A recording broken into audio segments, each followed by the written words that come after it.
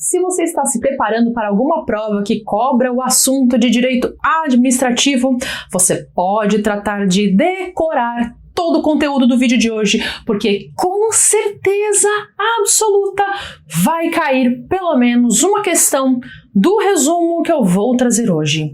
E eu sei disso porque existem alguns conteúdos que sempre caem em provas de concurso público. Então você precisa saber para não errar na sua avaliação. Eu sou Cíntia Brunelli e hoje eu vou te passar 50 dicas, macetes e pegadinhas comuns de direito administrativo. E o meu conselho de amiga é que você assista esse vídeo mais de uma vez, até você memorizar tudo, porque ele vai ser um vídeo curtinho, mas muito poderoso. E eu te convido a se inscrever no canal, porque tem muito conteúdo importante vindo por aí. Vamos às 50 dicas. Dica 1. Os 5 princípios básicos da administração pública estão presentes no artigo 37 da Constituição Federal e são eles: legalidade, impessoalidade, moralidade, publicidade e eficiência. Dica 2. Segundo o princípio da legalidade, a administração pública só pode agir se houver uma lei autorizando, enquanto os particulares podem fazer tudo que não esteja proibido em lei. A administração pública só tem permissão para fazer aquilo que a lei autoriza. É uma legalidade estrita. Dica 3. O princípio da impessoalidade tem o objetivo de manter a igualdade no tratamento de todos os indivíduos. Nenhum agente estatal deve demonstrar as suas preferências pessoais, favorecendo ou desfavorecendo alguém. Os atos devem ser praticados tendo em vista o interesse público e não os interesses pessoais. Dica 4. O princípio da moralidade fala sobre a necessidade de atuação ética dos agentes públicos, que é chamada de moral administrativa. O agente público deve agir de acordo com valores como lealdade, probidade e boa-fé. Dica 5. O princípio da publicidade diz que a administração deve dar transparência a todos os seus atos, bem como as informações que estejam armazenadas em seus bancos de dados, para que a população tenha esse conhecimento. A publicidade é no sentido de tornar público, dar publicidade, ou seja, diz respeito à divulgação oficial dos atos para conhecimento público. Dica 6. O princípio da eficiência exige que a atividade administrativa seja exercida de maneira eficiente, com rendimento. A eficiência exige que haja resultados positivos para o serviço público e um atendimento satisfatório em tempo razoável. A administração pública deve atender efetivamente às necessidades da sociedade. Dica 7. Os poderes da administração pública são instrumentos que devem ser usados para a preservação dos interesses da coletividade. Quando a administração usa esses poderes para outro fim, ela pratica abuso de poder. Dica 8. O poder vinculado é aquele em que o administrador se encontra diante de situações que comportam solução única que está prevista em lei. O administrador está vinculado ao que consta na lei e ele não pode utilizar um juízo de valor. Não há qualquer margem de escolha para o agente público. Dica 9. O poder discricionário é quando há discricionariedade, ou seja, ele só existe quando a lei não traz uma solução única. Existe um juízo de valor, de conveniência e oportunidade. Ainda deve ser respeitada a lei, mas se confere ao agente público uma margem de escolha. Dica 10. O poder hierárquico é o poder conferido à administração para fixar os campos de competência de todas as figuras que se encontram dentro da sua estrutura. Ele divide o que é de competência, ou seja, atribuição, tarefa, atividade de cada agente público.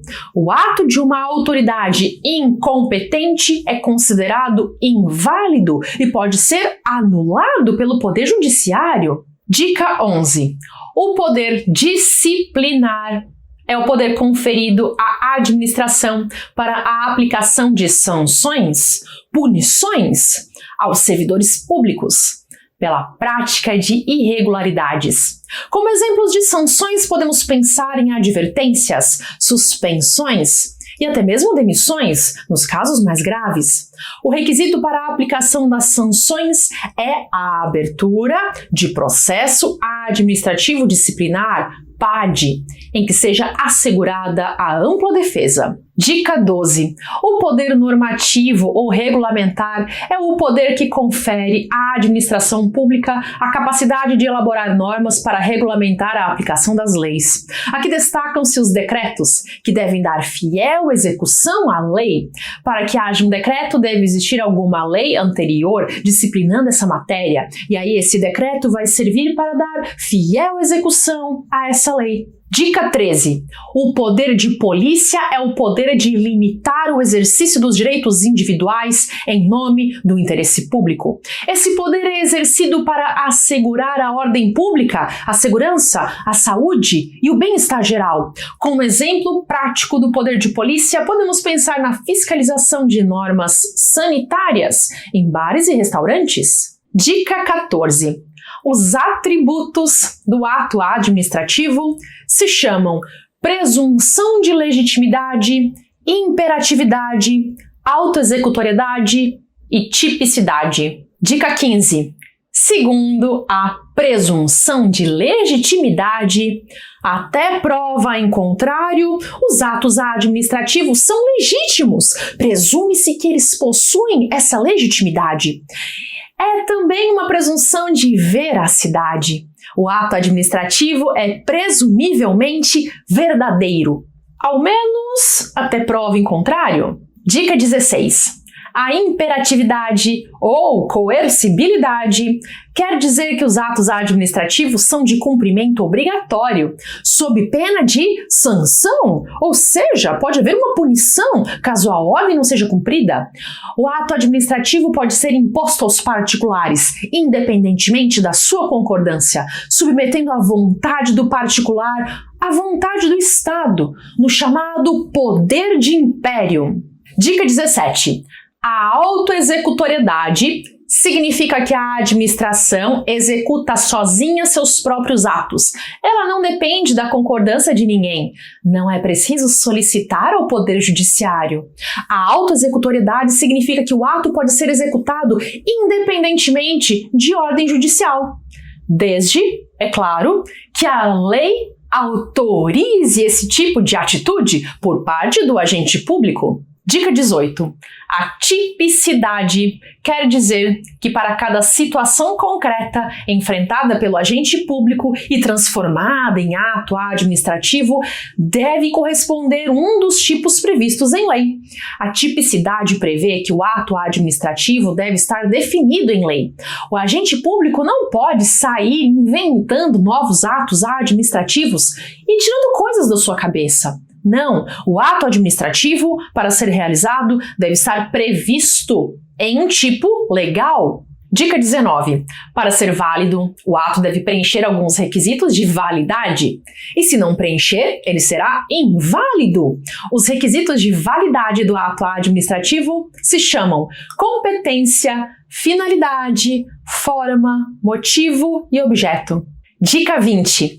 O requisito da competência está ligado ao poder hierárquico. Cada agente público possui certas competências, certas atribuições, e se um ato for editado por alguém que não tinha competência para isso, esse ato será inválido. Competência é o poder legal que é conferido ao agente público para desempenhar as suas atribuições. Dica 21. A finalidade, em geral, deve ser sempre a de satisfazer o interesse público. Sempre que um ato não visar ao interesse público, estaremos diante de um desvio de finalidade. Além dessa finalidade geral, que é a de satisfazer o interesse público, nós podemos ter também uma finalidade específica, que é aquela que a lei colocou para aquele ato. Dica 22. A forma é o modo como um ato se manifesta no mundo externo. Também se incluem como forma os procedimentos exigidos para a realização do ato, como as formalidades previstas em lei. Há casos em que a própria lei fixa uma forma determinada para um ato, e aí essa forma deve ser seguida. Dica 23. O motivo seriam as causas que levam à criação de um ato administrativo. É o porquê esse ato está sendo editado. É a situação, de fato ou de direito, que enseja a prática do ato administrativo. O motivo deve corresponder à realidade, além de estar em consonância com a lei. Dica 24.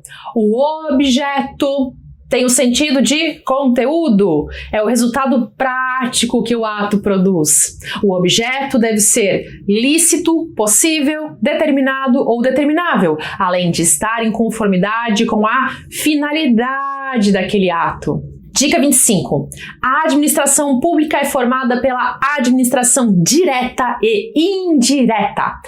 A administração direta é centralizada e a administração indireta é descentralizada. Dica 26. A administração direta é composta pelos órgãos diretamente ligados aos entes da Federação, União, Estados, Distrito Federal e municípios. Eles estão subordinados ao chefe do Poder Executivo, ao qual pertencem. Dica 27. A administração indireta se trata de pessoas jurídicas separadas dos entes da federação. São entidades que possuem personalidade jurídica própria. Seriam elas autarquias, fundações públicas, empresas públicas e sociedades de economia mista. Dica 28. As autarquias são criadas por lei e desempenham funções públicas típicas, que seria a prestação de serviços públicos e de serviços administrativos. Exemplos de autarquias são o INSS, o Banco Central e o DENIT. Dica 29. Uma fundação pública é um patrimônio personificado. É dada personalidade jurídica para um determinado patrimônio, que vai ser usado para uma finalidade específica. E, sendo uma finalidade pública, essa finalidade será algo de interesse do poder público. Um exemplo de fundação pública é a FUNAI.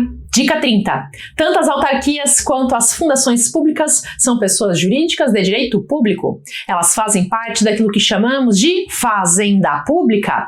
A fazenda pública são a União, os estados, o Distrito Federal, os municípios, as autarquias e as fundações públicas. Dica 31.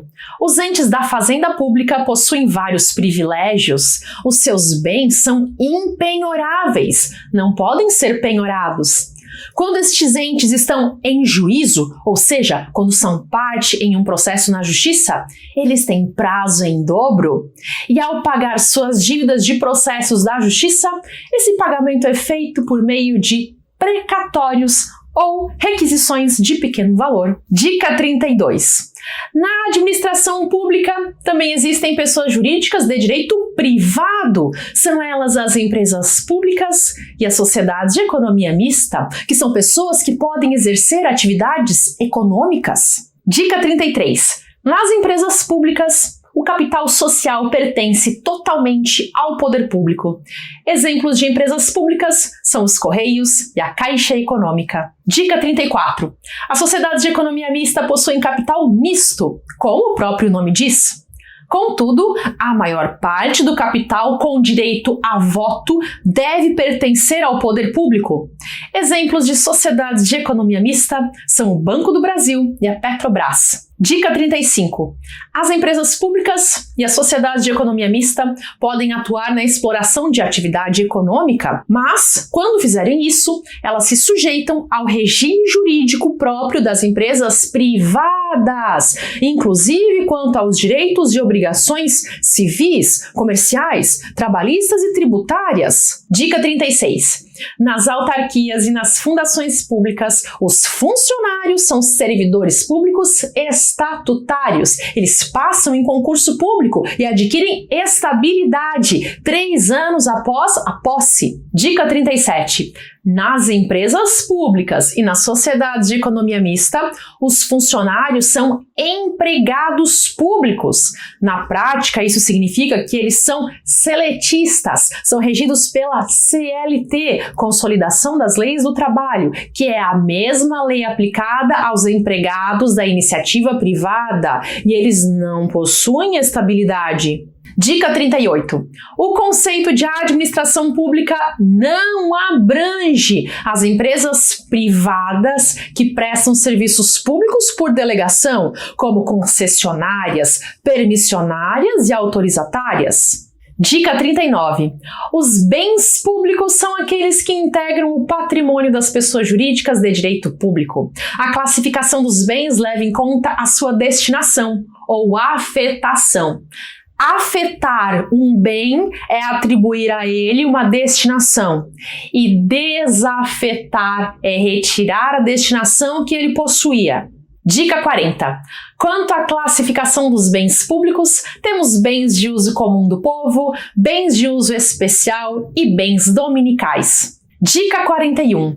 Os bens de uso comum do povo são os destinados ao uso de toda a coletividade, como, por exemplo, uma praça pública. Dica 42. Os bens de uso especial são aqueles que possuem uma destinação específica, como, por exemplo, um hospital público. Dica 43. Os bens dominicais são aqueles que não apresentam nenhuma destinação incidido sobre eles. Podem ser terrenos ou imóveis sem uso. Dica 44. Os bens públicos são inalienáveis. Ou seja, via de regra, os bens públicos não podem ser alienados. Por exemplo, não podem ser vendidos.